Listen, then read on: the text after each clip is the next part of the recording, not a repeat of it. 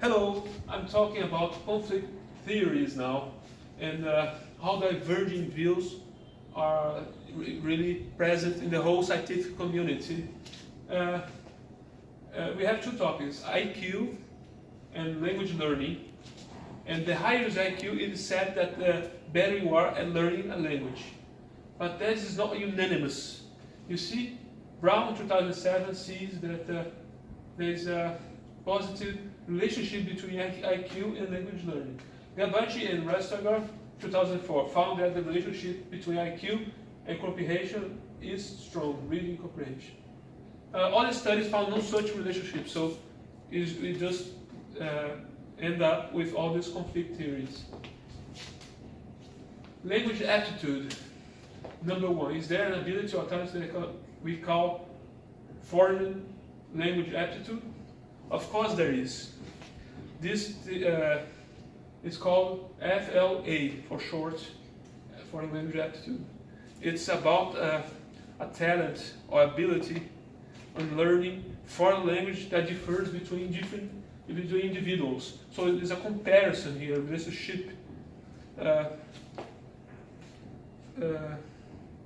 In short, aptitude means an inherited capacity, a talent, an ability to do something. It's like having a high aptitude for something means how well a good person doing that something. Is it innate or environmental? Nurtured. Inherited capacity means it's innate. Although whether FLA is fixed innate or amenable to training has become a departure point for most research in this area. We just need more further research and studies. We have here context reduced and context embedded.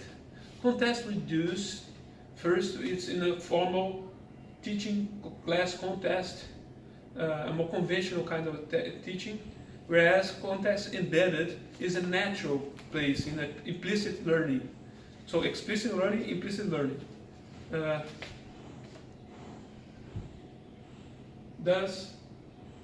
Is it distinct ability or is it an aspect of general cognitive ability? Aptitude, as we found that aptitude may be related to cognitive view of second language acquisition, incorporating input processing, inductive learning, output strategies, and fluency. It's now we see, does aptitude vary by age and by whether learning is implicit or explicit? I'll start talking about the critical period effects in second language acquisition. Before the critical period, it's easier for you to acquire. After the critical period is harder.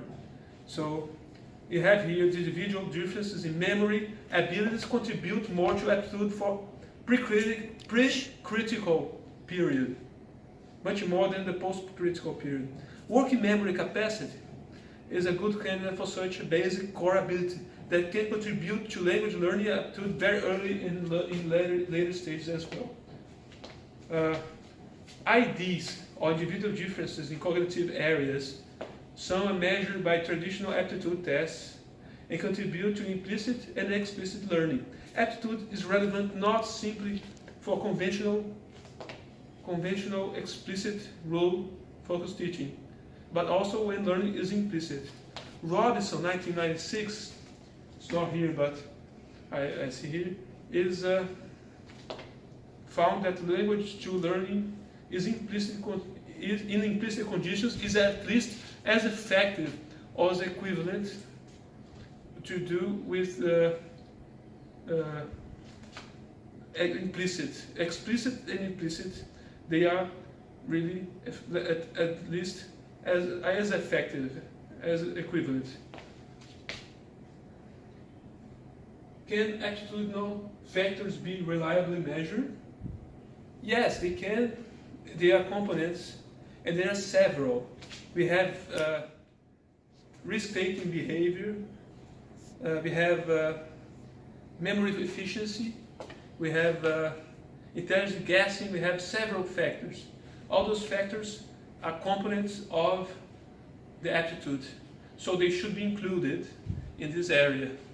But there is no one study that includes all the factors. Why? Because it's really hard to pinpoint the factors. There are several factors.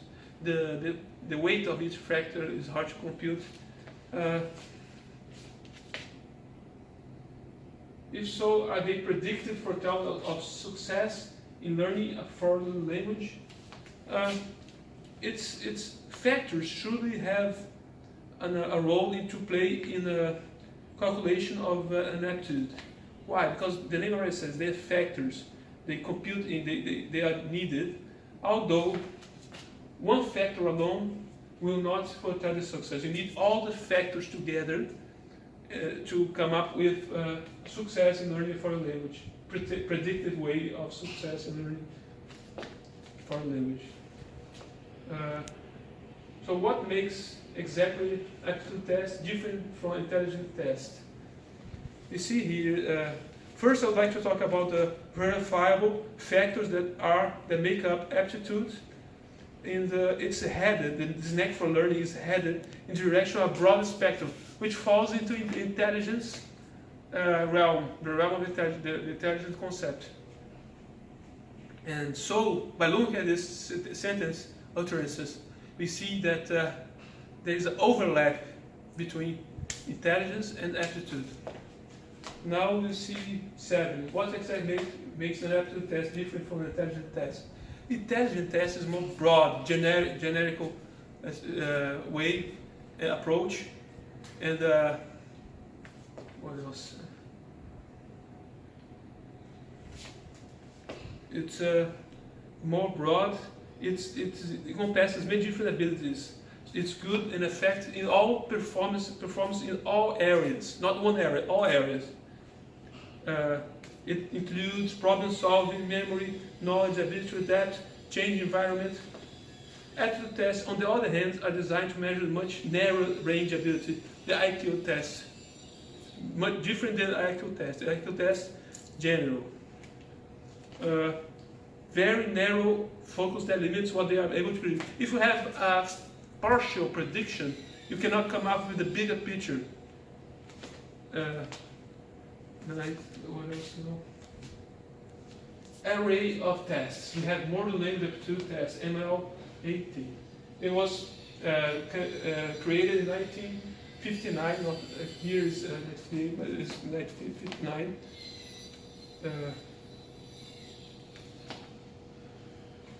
Measures individual aptitude for learning a foreign language, predicts success in learning in all basic communication, but most likely to achieve the success in listening and speaking, because those are better off. See here the MLAT, PLAB, and DLAB were used in Peace Corps volunteer training programs. Military communications as well, and those tests had a period of high boom influence and popularity. This boom waned off, it faded with time because of two factors. First factor, those tests only reflected a general intelligence or academic ability of the student in any instructional setting. The second test factor is the test is clearly biased for the student or the teacher. There is no neutral grounds, no neutrality. They should have neutral grounds. Second Hans, 1998, I already talked about this, that the aptitude may be related to a cognitive view or a second language acquisition that incorporates input, processing, inductive learning, and so on. Green, Göckel, Sternberg, and Ehrman proposed aptitude test battery based on Sternberg's theory of intelligence, the Canal-F test. Canal-F test is a test measuring language aptitude, whether and how a person can learn a second language. Derby and Sketham, 2003. that stage is a process of a second language acquisition. This is like a ladder, a stairway. You get higher and higher. Attitude and short-term memory is relevant for processing of input. Why is it relevant? Attention comes with focus. And short-term memory, you store and retrieve the information readily. See, phonetic code ability related to noticing of phonological patterns. This is useful for grammar integrating and identifying grammar patterns. The grammar patterns need the noticing of phonological patterns, and attitude constructs like learnings, inductive learning, chunking, retrieval abilities. Robinson 2005. Attitude includes processing speed, short and long-term memory, and so on. So several factors. Intelligence. What is intelligence? You have IQ. The first intelligence concept was IQ, intelligence quotient. It was measured and defined in mathematical ways, ability, and linguistic ability. The greater your intelligence, the most likely you are to succeed in learning a second language, a matter of memory. The memory here again stores and retrieves the information. So memory is a pivot role. Gardner blew up with all those theories. He described 7 different types of intelligence. Then he had one more, naturalist, and became 8. And then he came up with yet another more, a spiritual, existential, moral forms of intelligence. Existential. In existential, we have questions about your existence. In the moral, we have sacred issues taken into account. In spiritual, we have self-awareness, spontaneity, holism, all those factors. 8 types of intelligence. We have verbal linguistic intelligence, reading, writing, listening, communication, logical, mathematical intelligence, come up with an answer, solve a problem using logic. We have computing skills, we have mathematical skills, visual and spatial intelligence. Visual